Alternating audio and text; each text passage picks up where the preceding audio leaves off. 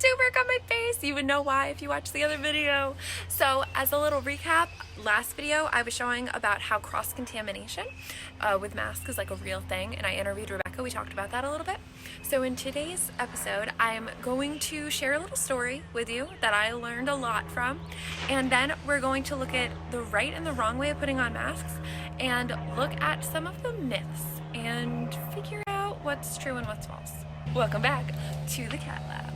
I'm gonna just tell you a short little story. So the other day, me and my sister are food shopping. We're online outside, 6 feet across. They have it marked on the sidewalk. We're wearing our fabric masks. And we're talking to the gentleman in front of us who is wearing scrubs. He says he works at a medical office nearby. And he starts expressing some frustration over the people who are wearing masks in their cars, outside. He says, there's no reason, you're 6 feet apart, that's all, you just need to wear them inside, and you're breathing in your own CO2 anyway, and it's just, it's not smart, it's unnecessary. He starts going off about cross-contamination and everything. And then I watch as before he enters the store, he reaches into his fanny pack and takes out his reused face mask, touching it from the inside. And the inside of your mask is not good. And here's the thing, I've seen a lot of people wearing masks out in the public who aren't wearing them right. And that's not your fault, because people don't normally wear face masks outside. But it just kind of dawned on me that if people are trying to protect themselves, they should know how. So if you're wearing a face mask for the first time and you're looking at this thing and you're like, what is this? Why am I wearing this? How does this work? Like, what is this even doing? Am I doing this right? Just know you're not alone. You're really not. So let's get on to the demonstration and we'll talk a little bit about how you can prevent cross-contamination while using your masks, to use it safely and effectively and smartly. There it is.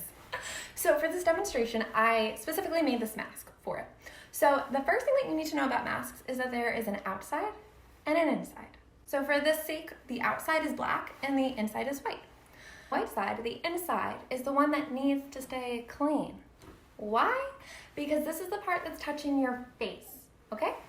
So that stays clean. The outside is gonna be dirty. Basically, after you put it on, consider it dirty. That means that you don't touch it. Before we keep going though, let's pause. So before you even touch your mask, I need you to do one thing for me. That's perform hand hygiene. So whether you wash your hands with soap and water or with an alcohol-based hand sanitizer, do that before you touch your mask, okay? We wanna give ourselves a good chance here. So don't dirty something that isn't dirty already. So while I'm holding this by the ear loops, I want to do something else. I want to make sure that my mask doesn't have any holes in it. Holes, tears, anything that could compromise the integrity of the mask and let germs in. Because if it's letting germs in through a hole, then what does it even matter that I'm wearing a mask? So you don't want to touch the mask itself if you can help it, especially not the inside, okay? Do not touch the inside. The ear loops are the best place to hold it, okay? So you should be covering the top of your nose about halfway up to the bottom of your face, to your chin, okay? So once you put this on for the first time, it is possible you may need to touch it to adjust the nose to make sure that it's sitting on right, to press down that wire to mold it to your face. So I'm gonna show some things that I've seen out in public that aren't that great. Sometimes people pull it down and, I've seen this one a lot, where it's just covering your mouth and your nose is out. So that's also not good. This is a portal of entry. So you need this to cover your... Something else I've noticed that I can relate to, because honestly, wearing a mask isn't comfortable. It's not great, not my first choice. But you touch your mask and you adjust it and you go like this and then you go like this and you just keep touching your face. Stop touching your face. I know it's hard, but use the mask instead of as an annoyance, as a reminder. Don't touch your face. So now let's talk about taking it off. Take it off. You want to hold it by the back of the ear loops. You're going to take it off like that, and you're good, okay? So if you need to reuse this at all, you're not going to fold it like this. You're not going to put outside to outside, dirty to dirty. You're going to put clean to clean, okay?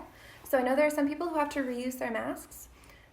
For whatever reason, if you have to, you're gonna wanna keep clean to clean and then put it in, you could store it in a paper bag or some kind of container, hopefully that breathes a bit. The good thing about fabric masks is that the virus supposedly stays on fabric in less time than it does with like plastic or something else. So that does work in your favor. With a fabric mask, wash it. If you're frequently using it, just throw it in the washing machine. If you have filter in it, take the filter out. So after you take your mask off and you store it wherever you're going to put it, you need to perform hand hygiene again. Okay, so just make sure that your hands aren't contaminated and everything can stay clean. So let's revisit the story from before. First off, when we're talking about wearing your mask, where do you wear it? Basically, it should be in any public place right now. According to the CDC, that said that you can start wearing those face coverings, and different states have it mandatory to wear it out when you're wherever you're going. So if you're wearing it in your car, it's no big deal. Like, if that makes you feel good, then go ahead, do that. You're not hurting anybody. And to be honest, if you are putting your mask on in a clean environment, making sure that you're putting it on appropriately, it's probably safer for you to do that than worry about taking it on and off, or crumpling up and putting it in a purse and waiting until you get to your destination to put it on. So what about if you're just outside? Like, nah, I don't have to wear it then. I'm online, it's outside, it's fine. Think twice about that. Err on the side of caution. It's, again, not going to hurt anybody, and it still sends the message that you're serious about this and that you're practicing social distancing and that you're respecting other people's health and your own. One disclaimer though, wearing a mask itself, if you're not also social distancing and still frequently doing hand washing and not touching your face, then it's not going to protect you. So face masks will protect you, but only if you let them help you help yourself. And when it comes to breathing in your own CO2 and that being a reason that you don't think that you should wear a mask, if you are a grocery store shopper and you're wearing your mask for like 2 hours and it's a fabric mask, I really wouldn't worry about it. You have bigger things to worry about than that. And your mask should be breathable. If it's made out of fabric, it should be breathable.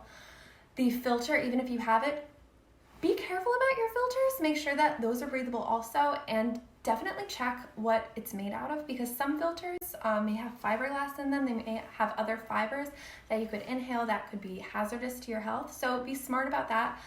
But worrying about breathing in your own CO2 in line at the grocery store probably isn't worth your while. So I do hope that this was an informative video. A lot of this stuff can be pretty scary, especially if it's your first time dealing with it and you don't really understand it.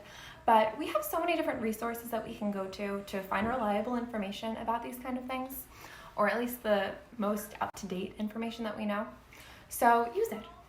And also don't trust everything that anybody in Scrub says to you, because they could be wrong. Not pointing fingers anywhere. Yes, I hope that everybody stays healthy and safe, and use your face masks and use them right. So thank you guys for watching again, and I'll catch you next time. See ya!